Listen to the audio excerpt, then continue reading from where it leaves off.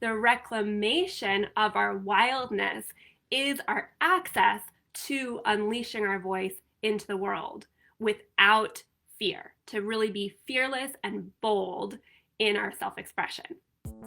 Attention all high vibe women and femme singer-songwriters. It is time to step into your true artistic calling so that you can make an impact in the world with your music. Hi, I'm Emma Back and I'm the founder of She Sings Out Loud, and it is my mission in life to help heal the ancient wounding of the feminine through my own music and by empowering you, women and femme singer-songwriters, to move away from your fear, your self-doubt, your shame, and your overwhelm to really step into your soul sound, your most authentic voice, and be able to develop that so that you can claim the stage with confidence, connect with your soulmate audience, and make an impact in the world with your music. You are watching the replay of our weekly Facebook Live show every Tuesday at 11:30 a.m. We are live in the She Sings Out Loud Sisterhood Facebook group, which you can join for free. And we also occasionally broadcast the show more publicly to the She Sings Out Loud Facebook and Instagram pages. And I do interviews with inspiring guests who are here to empower you in taking the next step with your music. And I also talk about my own journey and offer various trainings and core pieces of the She Sings Out Loud work. So I hope you will join us live in the future and enjoy this replay. She needs to breathe, she needs to sing, she needs to be the wild beast. Good morning, She Sings Out Loud Sisterhood. I'm so thrilled to talk to you today about the Dakini principle. So this is part 2 of this series about inviting the sacred feminine. And last time I spoke to you about how to discover the sacred feminine within, what is the sacred feminine, and we also talked about it in connection to the masculine and how we can really use both wisdom elements to bring ourselves into a higher state of balance and how that can then impact our experience of wholeness and our creativity. So today I want to talk about the Dakini, and I will get into that in a moment, but I wanted to start by just introducing you to 2 books that have been really life-changing for me in investigating this work and discovering the sacred feminine. And I'm not sure if this is backwards for you or not. Hopefully it's okay. But one is Women Who Run with the Wolves, and this is by Clarissa Pinkola Estes.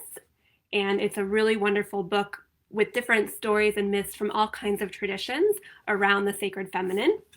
And the second book is called Women of Wisdom, and this is by Lama Saltram Elioni. And this really is specifically about the Dakini principle, if you're curious in finding out more about that and exploring that more. So those are 2 little references I wanted to offer you.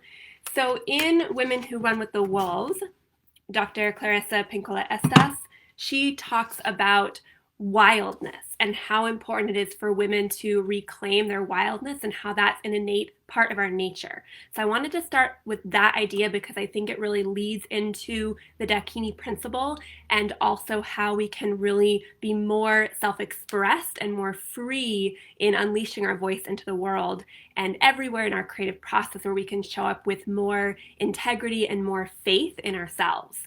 So wildness is something that women really understand innately. If you just check in with yourself when you feel into the word wild, what does that bring up for you?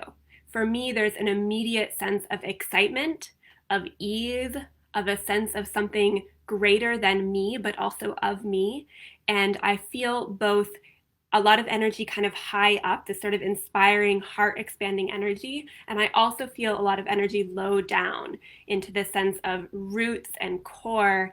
And in that way, I think there's a lot of wholeness. There's both a grounding and an expanding for me when I hear the word wild. But I want you to really investigate for yourself, what does that word bring up? When you say wild, let's just say that together. Wild, or even I am wild, or I am allowed to be wild. What does that bring up for you?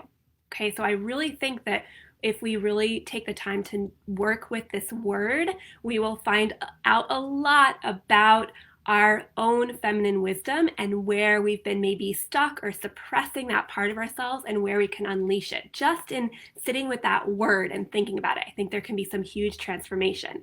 So wildness, it's innate to us. It's really part of our being, and yet it is something that we have perhaps struggled to remember and to really give ourselves permission to fully embrace. Okay, because in our society, right, we've been really conditioned to be tame. We've been conditioned to kind of stay small or be controlled in some way. Our society has really controlled our wildness, and there's been a lot of fear of women's wild nature, right? And we could totally go into that, but I don't want to spend time on that today. We know this, right? There's been so much fear, and women have really been oppressed because of, I think, this fear of women's wildness, okay? Because it is something that we can't totally pin down, and thus it is the access to unleashing our self-expression, right? Because we cannot pin down the creative process either. So there's really a union in those two things, in our wild nature and in our creativity. So we have maybe lost touch with the truth of who we are because we have not given ourselves permission to really stand in this wildness. Okay, so when we are out of touch with our wildness, the creative process becomes very difficult because it's actually asking us to tune into this deepest part of ourselves and to bring forth that which has been kind of unseen, that which is unknown. And in bringing that forth, we make it seen, we make it tangible, meaning we make that part of ourselves that is really innate, that is our deepest truth, we make that seen and tangible for ourselves and for others when we actually create something.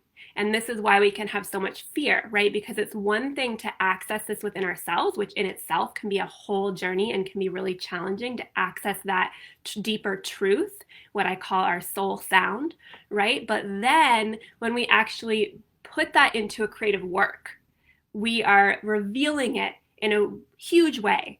And that can bring up a deep sense of vulnerability, right? Because it is our deepest truth kind of on display out there in the world, and we may have some fear around how that truth is judged. And it's very easy when we put that truth out in the world to then take on other people's opinions of it and use those opinions to, again, be disconnected from our deeper truth. So it's very important as we start to share our creative work that we are learning how to trust our wildness, trust our soul sound more than what people say or think about that work. Okay, that in itself, again, is a whole journey. I go into depth in all of She Sings Out Loud's programs. We don't have the time to really go there right now, but I just wanted to kind of offer that little piece, okay? So this is really what art is, right? Art is an expression of some deeper truth or some deeper feeling or experience, okay? So the loss of our wildness, of our connection to our wisdom, is what manifests as writer's block, or what I like to call creative paralysis. And it's also what manifests as our fear and our self-doubt when it comes to unleashing that voice in the world. So therefore, if that's true, and I'm not necessarily saying it totally is, I want you to investigate for yourself, but in my experience and in the experiences that I've heard from all of my students, there's often a connection there, okay? So if that is true, then therefore the reclamation of our wildness is our access to unleashing our voice into the world without fear, to really be fearless and bold in our self-expression, okay? So to do this, we have to be willing to be wild. We have to be willing to investigate that aspect of ourselves. And in order to free that, right, we have to be willing to investigate it in order to free it. And that will lead to this access of the unknown, which is our creative expression and our ability to really birth that into the world. Okay, so I know that's a lot, so just digest this. This is just a little seed for you to start to consider for yourself. So I really believe that each of you have your own wisdom around this. So this is just coming from my own study and investigation and teaching, but we are in community dialoguing around this and discovering it. So just putting some things out there for you to then kind of take on. You can try it on like a cozy sweater and sort of see, oh, does that fit for me? Is that true? And start to look for it in your own experience and then share your insights with all of us, because we as women in community are discovering this together. Okay, and if you are someone who is non-binary, I want to welcome you into this investigation as well, because as I said on my last talk about this, the feminine is not necessarily connected to gender, right? It is an energy that exists in all of us, and it can be really important for us all to work on reclaiming for our own peace of mind, for our own self-expression. And I really feel for the healing of our earth and the world, it's important that we all do this, no matter what gender you identify with, okay? So in order to do all of this, it takes a tremendous amount of surrender and trust in our own strength to do this work. It can be very confronting to feel into our wildness. Excuse me for a moment, I'm hearing some notifications coming in and it is distracting, so let me just quit that. Okay, great. So I think maybe this is why artists feel so vulnerable, right? Because it takes that level of surrender, and it's why we're maybe so sensitive, and we're also susceptible to criticism. But when we learn to honor that wildness or that soul sound, rather than hiding in our ego, then we can really find our own strength. We can bring creativity into the world that is very true, that feels very authentic, okay? So this really takes tuning into our own emotions, to the emotions of others, and to the needs of others and ourselves without getting lost in that. And I'm gonna get into that a little bit as I talk about the Dakini principle. So I'm just gonna leave it there for now around that. So I think that women's wildness can really save the world. Okay, I'm just going to put that out there. I really think that, and it's very exciting to me. So in order to unleash our voice, we have to reclaim our wildness. And that also involves learning to burn again, to bring forth our fiery nature that is, again, sometimes scary because it can be so big.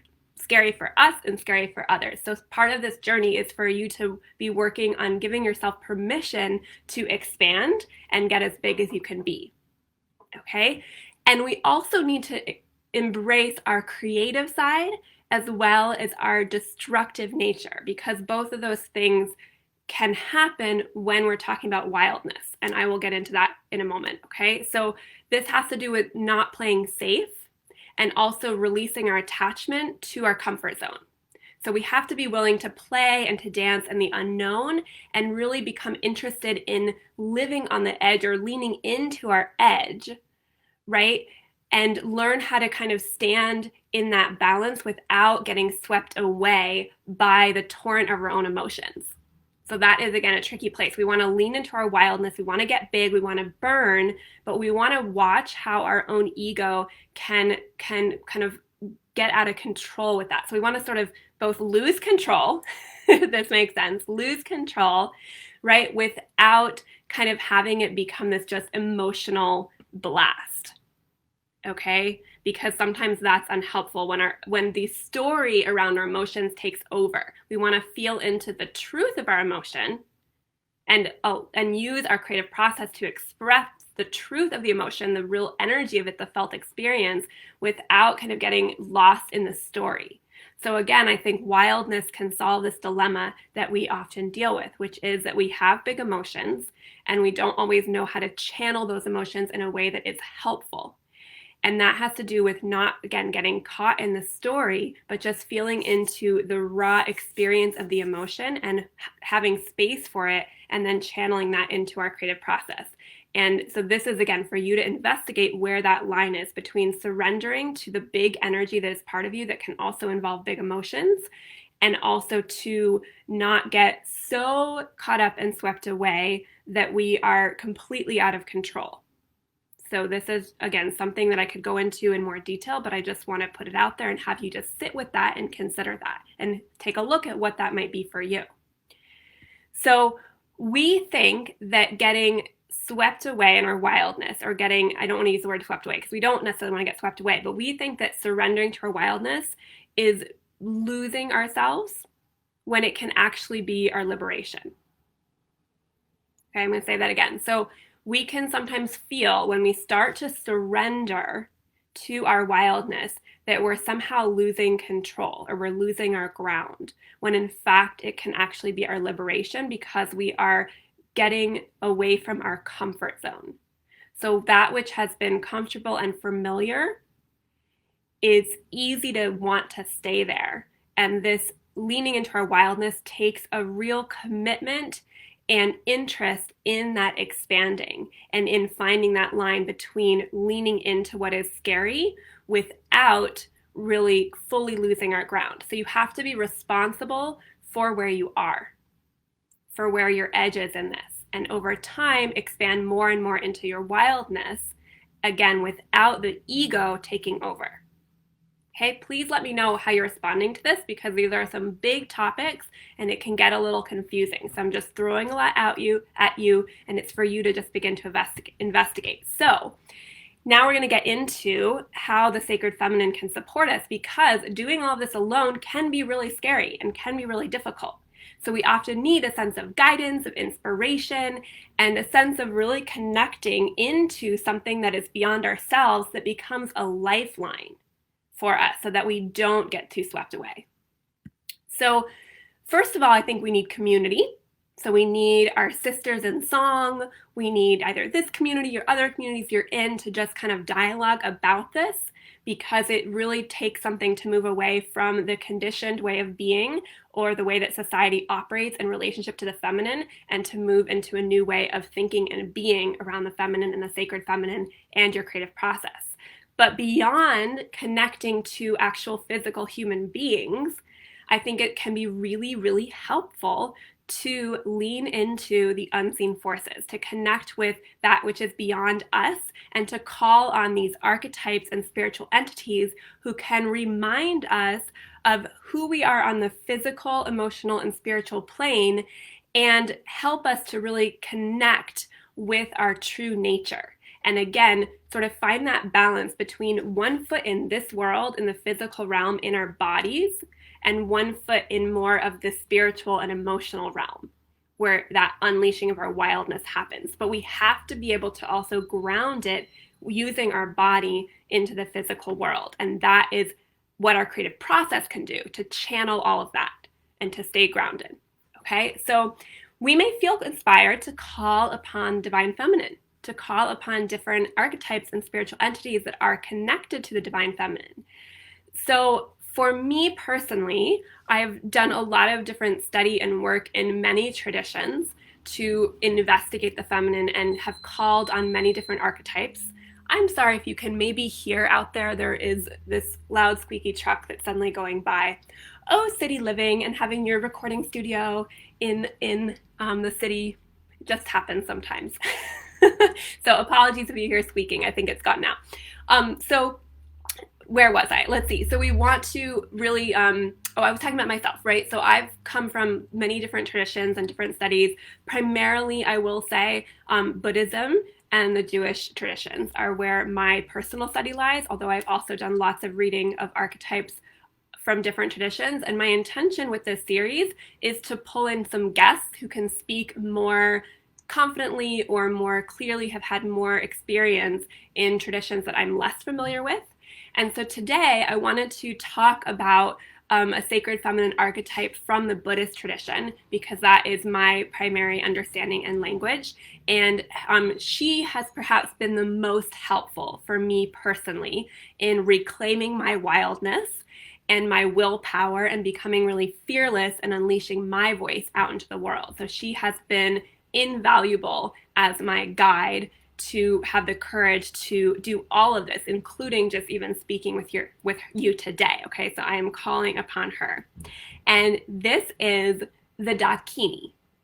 Okay, the Dakini, we call her. So again, she's from the Buddhist tradition, but like I feel all sacred forces, her energy and her empathy and her support extends far beyond any single religious or spiritual belief. Okay, so you can call on her if you feel connected to her, whether or not you know anything about Buddhism. Okay, you could be from any faith tradition and call upon her energy, especially since I'm talking about the Dakini principle today. There are specific Dakinis, but the Dakini is really this kind of bigger entity. So we could call her the goddess or the feminine face of God. Okay, and just like in other traditions, there are maybe many goddesses. We have many different aspects of the Dakini. So, or you could say, if you're from a more monotheistic tradition, you could say that we might have the feminine face of God, or we have God in a feminine form of how God manifests. And then within that manifestation, we can have many individuals who take on a sort of teacher role inside that tradition while we are still in service to God, to the goddess, to Shekinah, to the feminine face of God, whatever that is for you. So hopefully that's helpful for you to just kind of map this onto your own faith tradition. And that said, I'm just going to be clear that what I'm sharing with you is definitely coming directly from Buddhism. Okay, so the Dakini, again, she can manifest in many different forms, and there are many Dakinis. So the Dakini really is you and I, you and me, okay? She is really wild in expressing her truth. And she is, I think, the support for helping us to be wild and to express our truth. She is often called Sky Dancer, okay, because she is expansive and she is dancing. She's often depicted as dancing and as the spacious energy of the sky. And she also can take the form of birds of prey. Again, she is wild, she is independent, and she is free. So she often will take that form of birds of prey, okay? She also could be called a huntress, okay? And the huntress here is not necessarily correlated with killing. It's really about, again, embodying this fierceness and this wild energy and this ability to both destroy and create life, okay? Which I think is the epitome of the sacred feminine. So she's often depicted holding a hooked knife and a skull cup filled with blood. Okay, so the hooked knife represents her ability to cut through ego. She is able to destroy what does not serve. And the skull cup is a representation of our ego, right? A skull meaning its body, and the skull cup filled with blood is really that the ego from that knife has been destroyed, as well as any any attachment to the physical or the material plane. So it's not so literal. It's not that she just has a skull cup full of blood. It's really about cutting through what doesn't serve, cutting through ego, burning it away, and really acknowledging that our body or who we are in this physical realm is not all that we are far beyond this, and we don't want to be too attached to any specific moment of the physical form we take, whether that's our body, whether that is a specific event in our life. So when something happens, the Dakini can be really helpful to help us to let go of the past, to forgive the past by understanding that it is impermanent and that we can move beyond it, that it's not everything, and we can work with our attachment around any kind of specific events. And attachment here can manifest as the self-judgment. So when we judge ourselves, it really shows that we're being attached to who we think we are and what is or is not possible for us. And we can also get really attached to our creative work itself, right? And so much kind of fear and judgment can come from that attachment. So I think the Dakini can also be called upon to release that attachment to any specific creative work, which then allows that work to be released into the world as an offering. So while we are still holding and we're attached, it's very hard to allow other people to interact with our artwork and to receive the benefit of it. But with the Dakini support, we can release that attachment and we can sort of give it away and allow people to engage with it and make for it of themselves what they want. Okay, and that takes a lot of courage to do that. So let's see here. So I already kind of started to talk about this, but let's talk more about how we can call upon her in our creative work. Okay, so Dakinis are considered the embodiment of this union of wisdom and compassion, as well as humor and wrath. Okay, so again, she's often depicted dancing and very playful. So there's this aspect of freedom and play and lightheartedness, that she doesn't take everything so serious. Remember, she is really about non-attachment. So when we are attached, it means we're getting very serious and we're making things very kind of solid, meaning that if it's a piece of artwork, if it's a song we created, we can get very serious about, oh, it has to be just this way, and we lose touch with all the creative possibilities of what it could be. Okay, we can get very stuck in that, or we can take ourselves so seriously that we're unable to grow, or we get really caught up again in that self-judgment. So the Dakini is very playful. She's humorous.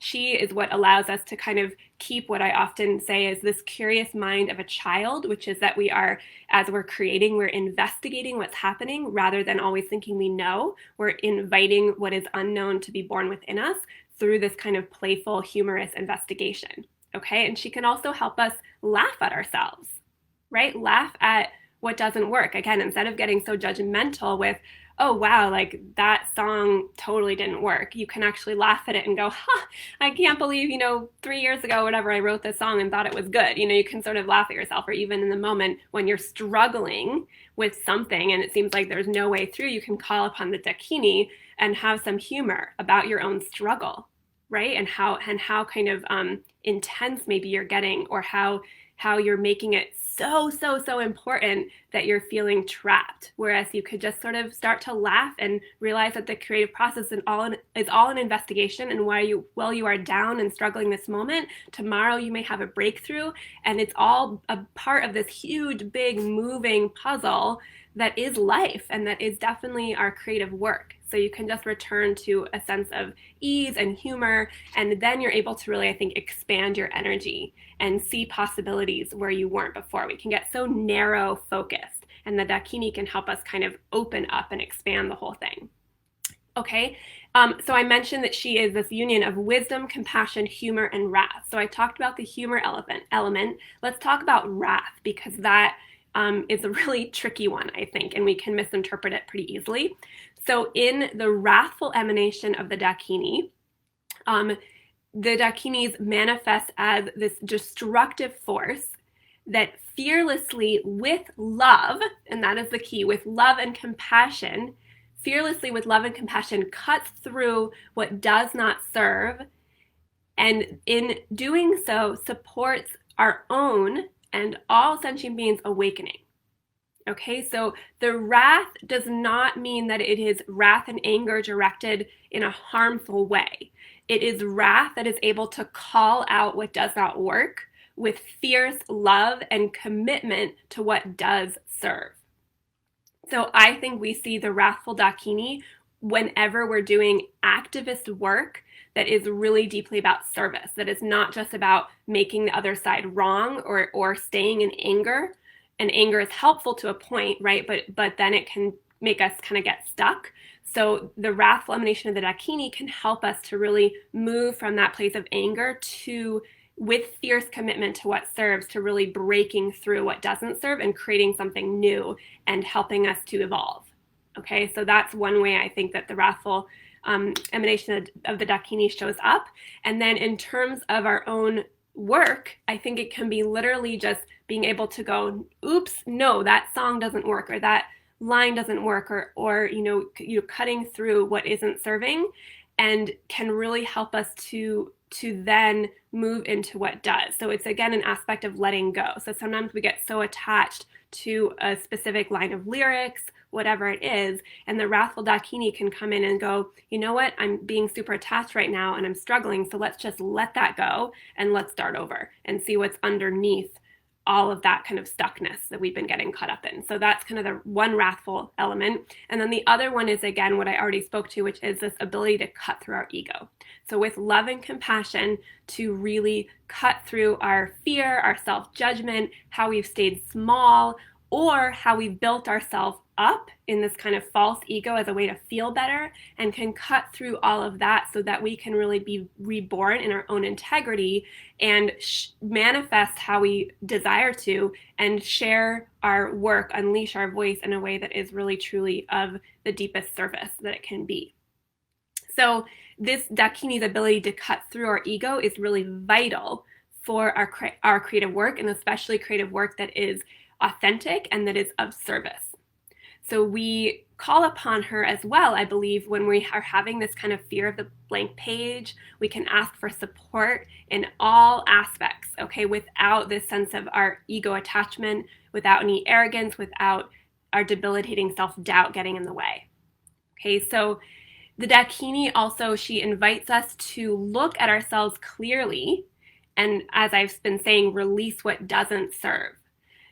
So sometimes this sort of is a death process, and it can be quite painful at times to actually let go of what doesn't serve.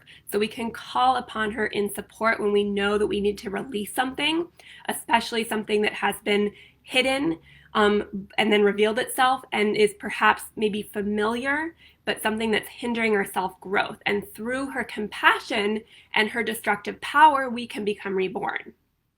So let's talk about now the wisdom element of the Dakini. So I think that the compassion element I've been speaking to, so I don't know that I need to go into that, but I will maybe just briefly say that the compassion element is to just really come to ourselves with a lot of gentleness with all of this. I think I can just say it that simply, to be really compassionate. I did a whole training a few weeks ago, about a month ago maybe, around compassion in the creative process. You can check out that episode, and we can really call upon her to support us with self-compassion and to be just really, really gentle and kind to ourselves while we're creating, especially, but everywhere in life. So with the wisdom element, the Dakini's wisdom is infinite. And we often call it, in Buddhism, we call it mirror-like wisdom, because it is wisdom that clearly reflects without judgment. It's a kind of clear seeing. So just like a mirror is simply showing the reflection, it's not adding anything to the reflection, it's just showing what is there. That's this kind of mirror-like wisdom. And we call this prajna. So when we're talking about connecting to our soul sound, to our wildness, to our deepest truth, this type of prajna really can show up as a heightened intuition, and it allows us to follow the thread of our inspiration and our creative inclinations, and it allows us to emerge without our self-judgment suppressing it before it has the opportunity to reveal itself. Okay, so it's really, we have a tendency to kind of put a lid on what's possible in our own self-expression and not even allow it to come forth. And so the wisdom element is helping us to connect to that and to invite it to be heard and seen. So then later on, how the wisdom element shows up, later on meaning that's sort of the initial creative inspiration, is that we're allowing something to come. And then after we've created something, we've written a song, or we've rehearsed for performance, or maybe we've performed, then later we can invite in the inner critic to edit our work or to help us to grow, to become better. But again, here the Dakini supports us by helping us to not get swept up in the self-judgment that the inner critic can bring, and to also make sure that the inner critic is coming at a time that will serve, not at a time that will destroy or cause more fear and self-doubt. And she can help us to really have the courage to face our creative work without there being so much meanness, right? Again, so much attachment or so much ego in there. So in this way, we can really show up in service to the song and to doing our best work rather than in service to our own ego attachment. So when we bring the inner critic in, we're actually really interested. We become interested in how to improve a piece of work because we're in service to the song, rather than more interested in protecting our own self, right? So we can sometimes not work on something because we're afraid of even looking at it, because when we look at it, we just start to judge ourselves. And the Dakini can actually help us say, you know what? I don't need to judge myself. I'm actually just interested in how to make this song better. And I can totally face it. And I can call myself out on the things that didn't work. And it's not even calling yourself out. It's calling out the song, right? It's saying that line of lyrics didn't work, or that melody isn't working. Let me try again. And again, it's in service to bringing forth your deepest potential, your greatest potential, and your deepest self-truth and your deepest wisdom. So the Dakini principle of the mirror-like wisdom is that we are just looking at it without adding our own self-judgment. We're just seeing what is present, and then we can go back to our soul sound or back to our deepest truth, back to the prajna, the wisdom, to bring forth what really is going to serve.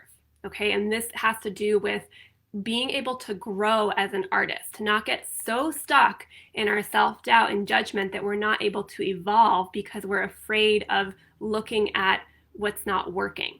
And instead of looking at what's not working in a way that is judging, we can actually get excited about our own self-growth because we see what's possible. We see where we are now, we see where we want to be, and instead of judging where we are now, we get excited about where we want to be and we start to work towards there. So this is a really important mindset shift. So I want to read you this quote to just kind of land a little more what the mirror-like wisdom is. This is again from Women of Wisdom, Journey into the Mandala of the Empowered Feminine by Lama Tseltrim Elioni. And this is, she says, instead of being caught in the web of afflicted patterns in our anger or our intellectualization or need for control, we begin to feel in these emotions the pure quality of the energy. So this goes back to what I said at the beginning, which is that we can connect with our wildness. We can connect with the Dakini as a way that supports us stepping into our wildness without getting swept away by the story around the emotions. So and specifically here, she's talking about anger or intellectualization or need for control. So this could be mapped onto our creative process as how we judge ourselves. And instead of getting swept away by the emotion of the judgment or the story that the judgment brings up, we can connect the pure energy and the quality of what's emotionally coming up for us as we're creating. And without being kind of stopped by that, we can then transform it and channel it into our creative process.